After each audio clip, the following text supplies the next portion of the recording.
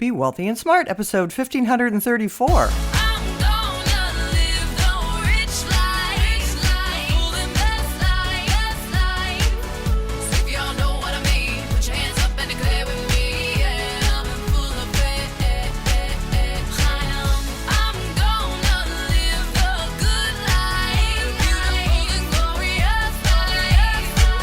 Step into a world of wealth and financial freedom without budgets, boredom, or bosses on Be Wealthy and Smart.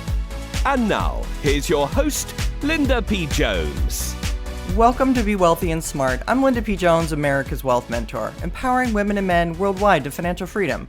On today's show, we're going to talk about some of the aspects of the Linqto case that I haven't been able to talk about yet. And I'm excited to share with you what's been happening on my side, because a lot has been in the works behind the scenes. First of all, I want to say that Linqto was a company that I supported and found to have exceptionally good investments for the most part on their platform. After writing my book, 3 Steps to Quantum Wealth, where I talked about Ripple and XRP and many of the cryptocurrencies that we ended up investing in the VIP experience, we were thrilled to find Ripple available on the Linqto platform for a low minimum, for no carrying costs, and for no exit fee. Many of the competitors had a $15,000 minimum, charged 2% a year, and 20% upon exit at the IPO. 20% of gains, that is. Linqto didn't do that. Now, in terms of what Linqto charged for their shares, that went on behind the scenes, and I had no knowledge of that. But it's up to a business to decide what their products and services are priced at. So whatever was presented on the Linqto platform is what we happily paid if we felt it was worth it.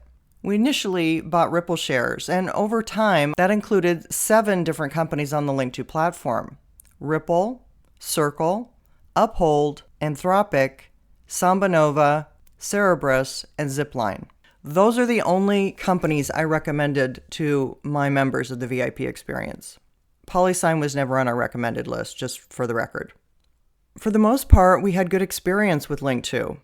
We had a lot of our shares were doing well, as referenced by Circle going public and up 675% on its first day. We know that Ripple's had a tender offer where it's valued its shares at $175 per share, and we've got a cost basis of around $30 to $40 on our average Ripple stock price. So the opportunities presented on the Linqto platform, in my view, were tremendous. And before crypto, really private equity was the best performing asset out there, much better than typically the stock market. But it does involve risk. The kind of risk I didn't expect was the kind of risk we're seeing today, because we didn't see the investments go bad. We saw the management do a 180-degree turn. And it's so different that we need to actually point out that there's 2 different factions within Linqto. So we can't really talk about Linqto as one company. We have to really separate it and talk about it as 2 companies. We have Linqto, that was last year prior to December of 2024. And we have a new team that came in December, a new CEO who brought his new C-suite from his existing company, which is called NIKKL. So his 5 or 6 NIKKL members came and took over the C-suite, and they proceeded to fire most of the Linqto employees. Shortly thereafter, I heard that there was going to be the shutting down of the platform, at which time I realized this would be disastrous for the business, that eventually would lead to bankruptcy. So myself and 2 other people met with the Chief Operating Officer, Kathy Siciliano, on March 17th of 2025. Kathy is a graduate of the Harvard Business School, a very sharp lady. She's also Dan's sister. And in this meeting, we asked Kathy what NIKKL was going to do to keep Linqto from going bankrupt, because they shut the business down and all the revenues off. And she said, quote, "I don't have an answer to that." And then we asked, what do you do if you run out of money during the investigation while you're shuttered for sales? And she said, yeah, I don't want to comment on that. So that was in March, and I started to feel like things were not going to go well. So I wrote a letter to the chairman of the board, Adam Henderson, and Adam set up a call with the CEO, Dan Siciliano, and himself and me. And that happened on April 2nd. And the first thing Mr. Siciliano told me was, I don't have plans to run Linqto into bankruptcy. I'm loosely quoting him. but that's what he told me. And then he told me why he shut down the platform. That it was necessary because of KYC AML, because bad actors got onto the platform. They didn't transact anything. They didn't do any money laundering, but it was very serious. And Mr. Siciliano is very charming. I actually believed everything he said. And at the end of our call, I said I felt that I owed him an apology. At that time, Mr. Siciliano and Mr. Henderson said they would like to consider me for a board position on the Linqto board. I said I'd be delighted to be considered, so they sent me an application. I completed the application and sent it in, and continued to do some research and some digging with board members, former executives, current executives, and anyone who had information about what was really happening. And that led me to my decision to withdraw my application for being a board member.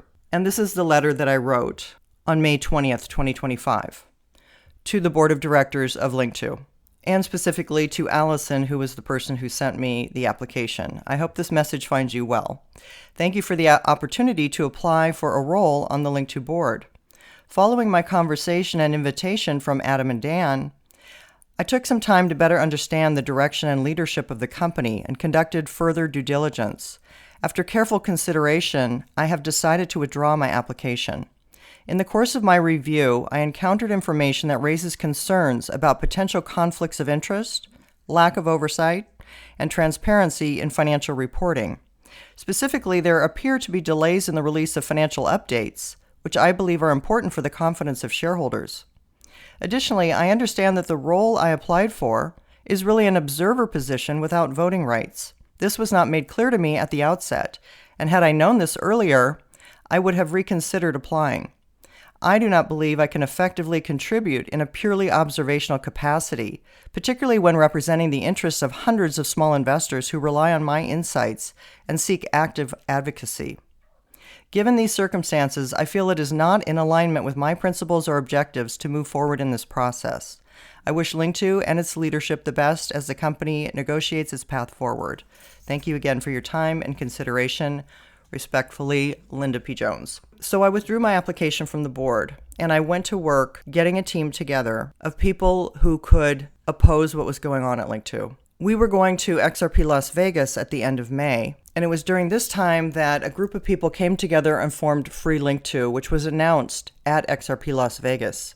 If you haven't been to the Free Linqto site, it says, "We are a group of Linqto customers who seek to save and restore the company's founding principles and ensure its continued existence in response to very troubling developments in the company's management. These developments pose a direct threat to Linqto's approximately 14,000 customers and the very future of the company itself, but we are confident that together we can free Linqto and protect all our investments." Linqto was founded 5 years ago with the mission of democratizing the private equity space, financially in the black within 3 months of its launch and every month since, until very recently. Linqto enabled its customers to take advantage of private equity investing in small increments amid the growing crypto space, with nearly 75% of its customers holding equity in Ripple. Unfortunately, Linqto's current management, which is NIKKL, has demonstrated a coordinated pattern of behavior that puts Linqto and its customers at risk. Linqto's platform was cash positive and operationally sound before the new management's arrival. Its seeming path towards insolvency appears to be the result of deliberate sabotage and/or undisclosed restructuring. The threat is existential not only to the company, but to 14,000 customers, particularly those directly holding Ripple equity, or SPVs. Customers' assets have been frozen by management since February 27, 2025. The company's operative reserves have been rapidly drained and its revenue streams cut off. Left unchecked, we fear that management will execute a premeditated collapse that strips or radically alters the original intent of retail investors, putting into question their rightful gains while entrenching the current CEO's competing company or some yet to be disclosed entity. It goes on to say that while the CEO has made public and internal claims that bankruptcy is not the goal, his strategic decisions suggest a clear and concerning direction. One of the new CEO's earliest strategic actions was to introduce Chapter 11 as a serious consideration, despite Linqto having no debt and significant cash reserves at the time. He has hired bankruptcy-focused counsel. He has proposed SEC settlements structured to force insolvency, including unnecessarily reimbursing investors for unrealized losses and assuming exaggerated liability. So let's listen to John Deaton's interview of Dan Siciliano at XRP Las Vegas when he talked about the proposed SEC settlements that he was working on and the concept of rescission. All right, let me ask you this. Why, you mentioned an SEC nasty note or letter. The real question a lot of people have, I had it, now I have a little more information than I did before, but I initially had it, which is, why the hell shut down the platform and not allow people to continue to engage in that vision? Yeah, not on my top 5 to-do items for career excitement. Take a job, shut down the whole thing. We did not do it lightly. So when I say nasty ground from the SEC, the reality is that starting as early as October 2024, Linqto got a series of very specific inquiries from the SEC. As a result, we had to produce hundreds of thousands of documents to them. By the time I arrived, it was well underway, and it was a mess. Like it's not like little stuff or fringy stuff.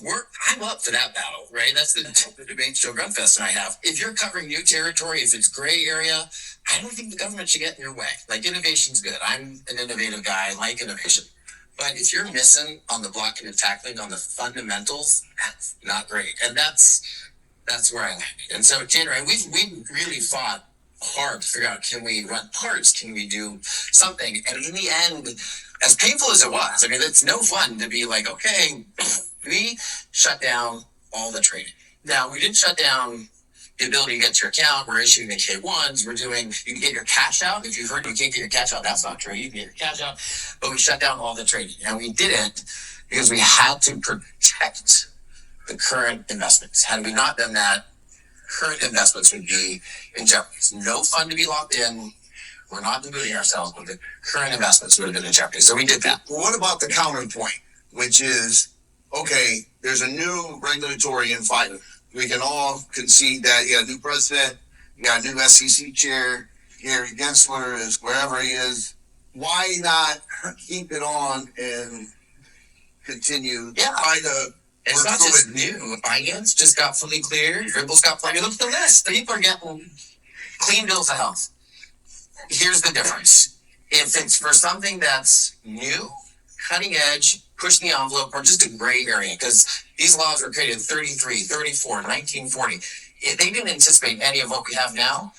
It's because of that's a battle worth having. If, however, you don't screen for accredited investors, you end up with a bunch of totally wonderful people who are unaccredited investors in your system, or you don't tell people what you should be telling them before they make the investment about pricing. I'm not talking about risk. I'm just talking about like pricing and stuff. That stuff you can't just shake off. That's blocking and tackling. That's right down the middle.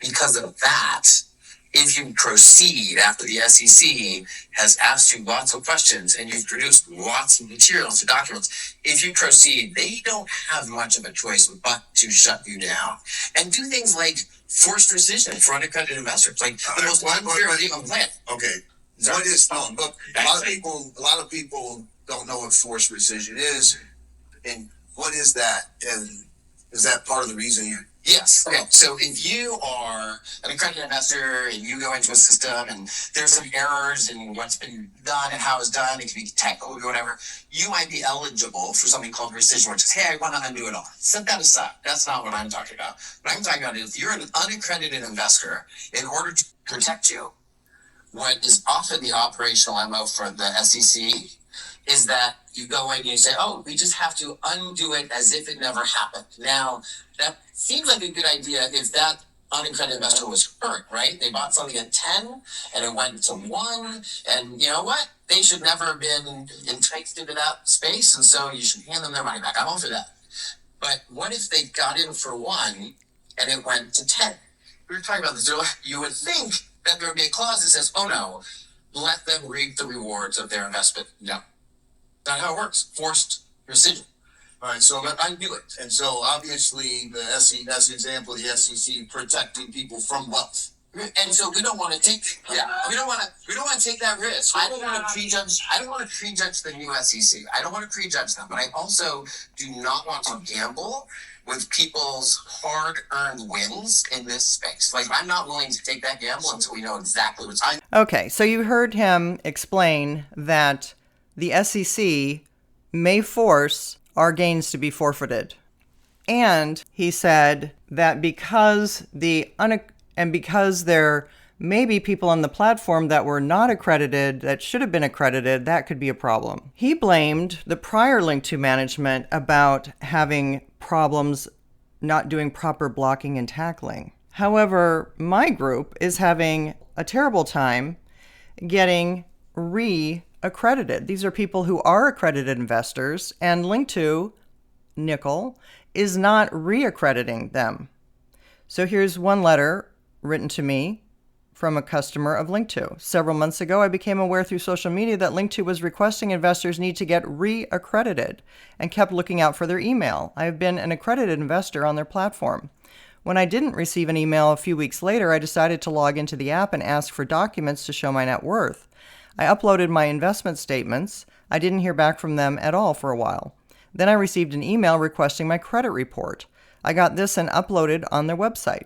Again, an only auto response that they will get back to me, and I never heard back about my reaccreditation, even though all the information they wanted was submitted in a timely manner and I qualified then and now as an accredited investor.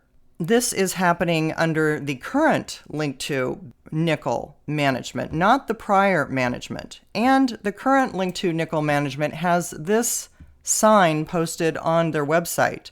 Please note that the series of Linqto Liquid Shares LLC were not properly formed. Therefore, you do not own membership interests or units in a series. Linqto is providing the information for information purposes only in relation to what Linqto purportedly told you. For a further explanation, refer to Linqto's filings with the U.S. Bankruptcy Court for the Southern District of Texas. And it goes on to give details about how to do that. So they are telling you that although Linqto had 18 successful exits where people purchased shares or units and received stock at IPO, that although the prior management was able to do that 18 times, that now under new Linqto NIKKL management, that's not possible. It's not possible because they just don't see how you can own your units. They just don't see it. They just don't see it was done right. They see it's a problem.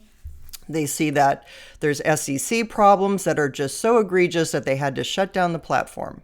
Even though Robinhood had egregious SEC problems and kept their business open and worked through them with the SEC, as I'm sure Linqto would have done and wanted to do. There were members of prior Linqto management on the board who wanted to keep going, but were overruled by a 4-3 vote consistently by the Linqto NIKKL team, who eventually filed for bankruptcy.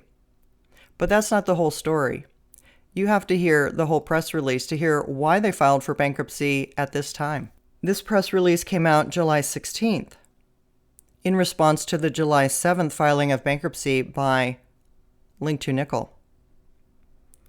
Linqto shareholder Sapien Group files explosive motion to transfer Linqto's bankruptcy cases from Texas to Delaware, and supporting declaration asserts proceedings are part of a well-orchestrated scheme designed to steal shareholder equity. Motion says requisite number of shareholders votes exist to remove unsanctioned board. And it goes on to say, major Linqto shareholder Sapien Group has filed a motion to transfer the venue of Linqto Inc.'s jointly administered Chapter 11 cases from Texas to Delaware. Case number. The motion follows a bankruptcy filing by Linqto in Texas on July 7th and asserts multiple grounds for the change in venue, including that the action was taken without shareholder knowledge or consent. Transfer is warranted because the debtors lack any meaningful relationship whatsoever with this district, entrenched management having created the Texas debtor as a new Texas limited liability company only 3 short months before filing this bankruptcy, the filing states. Adding the Texas debtor was formed furtively, without the knowledge of, approval of, or even a scintilla of notice to the parent debtor's shareholders. That means Linqto NIKKL filed bankruptcy without notifying shareholders, without shareholder approval, and it gets worse, as we'll see. Evidence suggests Linqto Chief Executive Officer F. Daniel Siciliano filed preemptively, knowing that a decisive majority of shareholders were poised to replace the board, in a jurisdiction where Linqto was not legally eligible to file based on the surreptitious creation of the Texas entity. The motion contends that the true operating debtors, the parent debtor and the related operating debtors, are all formed, exist, and operate under the internal laws of the state of Delaware. The motion further asserts that the filing of the class in Texas appears to be a quintessential example of improper forum shopping, with the newly formed Texas debtor being created for the apparent purpose of manufacturing and manipulating venue. The filing further challenges the legal legitimacy of Linqto's current board, contending Mr. Siciliano was never lawfully elected to the unsanctioned board, and that the key director seats were unlawfully switched to consolidate power, actions that run contrary to their fiduciary duties under Delaware law. The motion also claims the board repeatedly ignored and manipulated corporate governance rules, committing violations such as not holding proper board meetings, making inconsistent representations to shareholders, and amending company bylaws for purposes of evading shareholder approval.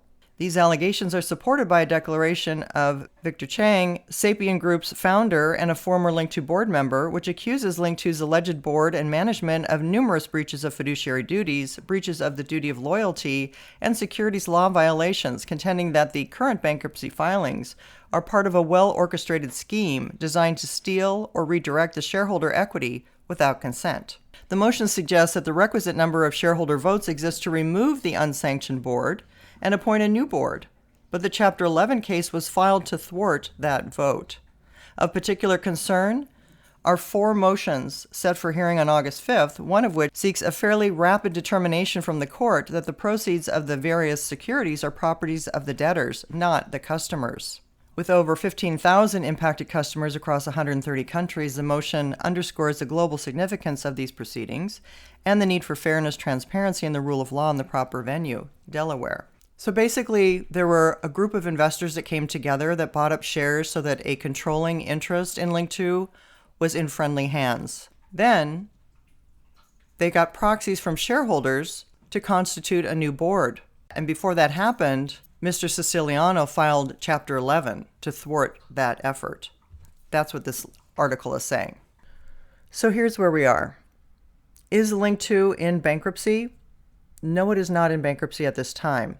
It has been filed for bankruptcy from the Linqto and NIKKL team in Texas. The Sapien team, who represent the major shareholders and are aligned with investor interests, who want to see the company restored and shares restored to shareholders and units restored to unit holders, they have aligned and have enough proxy votes for a new board. They've also asked for a change of venue from Texas to Delaware. If they are successful, it's possible it could avoid the bankruptcy. There is a path to the side winning to do business the way it used to be done, to give people their shares and their profits, and to not have a bankruptcy. Should Linqto and NIKKL win and the bankruptcy get approved, then the shareholders and unit holders become unsecured creditors. I have checked with a bankruptcy attorney for that answer. Bankruptcy is not a good thing, contrary to some people's opinions. Bankruptcy is not a good thing. You would not be guaranteed to get your money back. You would not be guaranteed to get your gains back. So we have 2 opposing forces right now in court. And this is where it has to be fought. The battle has to be fought in court. Please do not lash out with threats to people. Do not lash out and harm anyone. At this moment, your shares are safe. They are accounted for. Both sides attest to the fact that the shares are there and accounted for, and there has been an outside auditor that has also confirmed that. The question is, how will we proceed? Will we go back to Linqto as a private equity company, providing the shares and gains to the shareholders and investors? Or will we go to bankruptcy? That is where we are. And that is why I'm asking, if you are on the side of shareholders and investors, we need your support. We have phase 1 of our legal fight that you saw announced in this press release, but we have phase 2 planned, and we could use your financial support to pay for the attorneys. And so I ask you, please go to freelinqto, FREEELINQTO.com. Go to the bottom of the page, click on the donate button, make a donation, and make a comment. Tell us what your feelings are about this case. But we need donations from our 15,000 people. We need your support.